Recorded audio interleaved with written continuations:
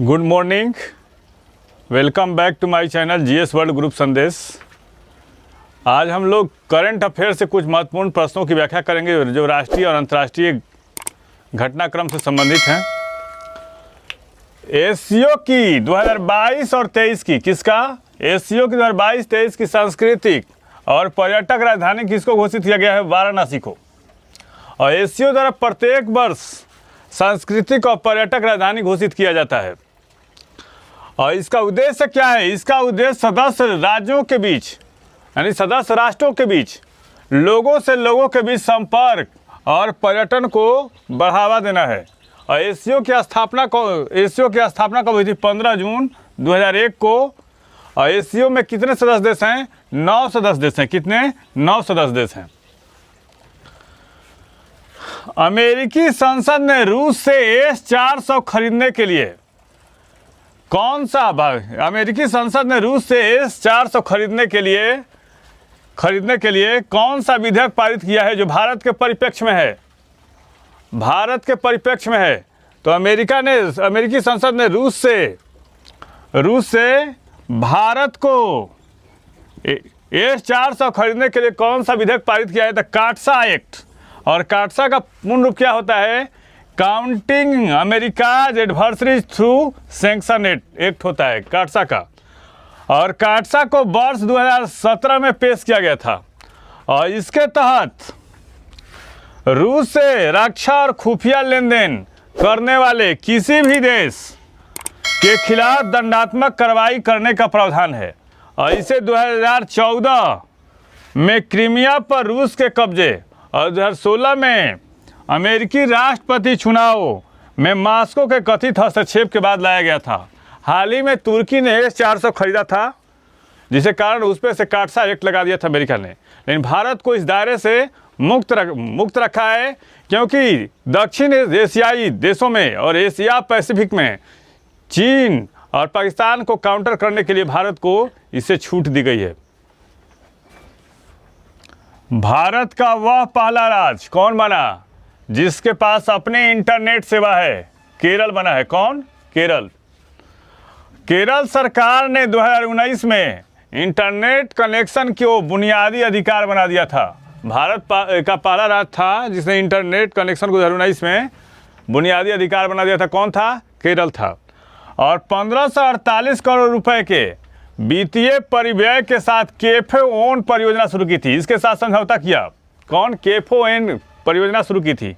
और इसका उद्देश्य बीपीएल परिवारों और लगभग 30,000 सरकारी कार्यालयों में इंटरनेट प्रदान करने के लिए तैयार करना है। और केरल के राज्यपाल कौन है? अभी आरिफ मोहम्मद खान। मुख्यमंत्री कौन है? पिनराई विजयन। विधानसभा सीटें कितनी? 140। और दक्षिण का कश्मीर किसको कहा जाता है? केरल को। और मसालों का बगीचा किसको कहा जाता है? केरल को। साइलेंट वैली कहाँ है? केरल में है। और केरल में कौन कौन सी नदियां बहती हैं? तो केरल में पंपा बहती है, पेरियार नदियां बहती है। और पराम्बिकुलम मलयार परियोजना कहाँ है? पराम्बिकुलम मलयार परियोजना कहाँ है? जो 6 छोटी नदियों पर है, यह है केरल में। वायनाड वन्य अभयारण्य कहाँ है? वायनाड वन्य अभयारण्य ये है केरल में। वायनाड वन्य अभयारण्य कहाँ है? केरल में। सेनकोट्टा दर्रा कहाँ है? सेनकोट्टा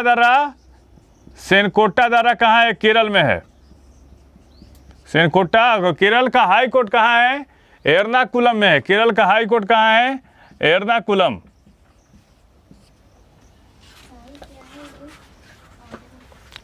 न्यू इनकम टैक्स पोर्टल के साथ एकीकरण करने वाला भारत का पहला निजी बैंक कौन बना है? ये बना है कोटक महिंद्रा बैंक। कौन? कोटक महिंद्रा बैंक बना है। इसे ग्राहक व्यक्तिगत और कारपोरेट दोनों पोर्टल के ई-पे टैक्स टैब के माध्यम से कोटक नेट बैंकिंग का उपयोग कर प्रायः कर का भुगतान कर सकेंगे, इसलिए किया गया है। और कोटक महिंद्रा बैंक के MD और CEO कौन है? उदय कोटक। और स्थापना कौन है? कब हुआ था? 2003। मुख्यालय कहाँ है? महाराष्ट्र में। और टैगलाइन कौन है? टैगलाइन क्या है? लेट्स मेक मनी सिंपल है। इसका टैगलाइन क्या है? Let's make money simple. हाल ही में किसने कनेक्टिंग थ्रू कल्चर पुस्तक को लॉन्च किया है? डॉक्टर एस जयशंकर ने, भारतीय विदेश मंत्री हैं। और इस पुस्तक में है क्या? विदेश मंत्री एस जयशंकर ने नई दिल्ली में, कहाँ पे? नई दिल्ली में सुषमा स्वराज भवन, भारत के जो विदेश मंत्रालय है उसके भवन को क्या नाम रखा गया है? सुषमा स्वराज भवन। भवन में भारत की सॉफ्टवेयर ताकत के विभिन्न पहलुओं पर निबंधों का संकलन कनेक्टिंग थ्रू कल्चर पुस्तक को लॉन्च किया है। किसने? डॉक्टर एस जयशंकर ने। महाराष्ट्र सरकार द्वारा सामाजिक न्याय के लिए मदर टेरेसा मेमोरियल अवार्ड 2021, कब? 2021 से किसे सम्मानित किया गया है? तो दिया मिर्जा को और अफरोज शाह को, दो लोगों को दिया गया है मदर टेरेसा मेमोरियल अवार्ड। यह पुरस्कार महाराष्ट्र के राज्यपाल, कौन? महाराष्ट्र के राज्यपाल कौन है? भगत सिंह कोश्यारी। और मुख्यमंत्री कौन है? एकनाथ शिंदे। और उप मुख्यमंत्री कौन है? देवेंद्र फडणवीस। भगत सिंह कोश्यारी द्वारा दोनों को पर्यावरणीय स्थिरता में उनकी सराहनीय और उल्लेखनीय उपलब्धियों के लिए सम्मानित किया गया है। मेलाघाट टाइगर रिजर्व कहाँ है? महाराष्ट्र में। तुंगरेश्वर वन्य अभयारण्य कहाँ है? महाराष्ट्र में। और सबसे अधिक चिकित्सक वाला राज्य कहाँ है? तो महाराष्ट्र है। जुलाई 2022 में भारत के किस राज्य में मंकी पॉक्स केस का पहला मामला सामने आया? किस राज्य में?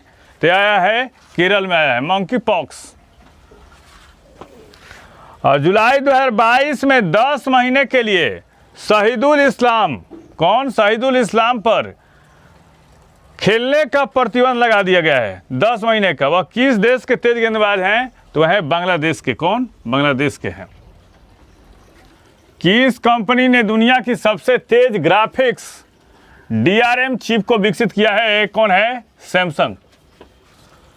सैमसंग ने तेज गति और बेहतर शक्ति दक्षता के साथ एक नई ग्राफिक्स, कौन सी चिप? DRM। तो कौन क्या होगा? Dynamic random access memory chip विकसित किया है।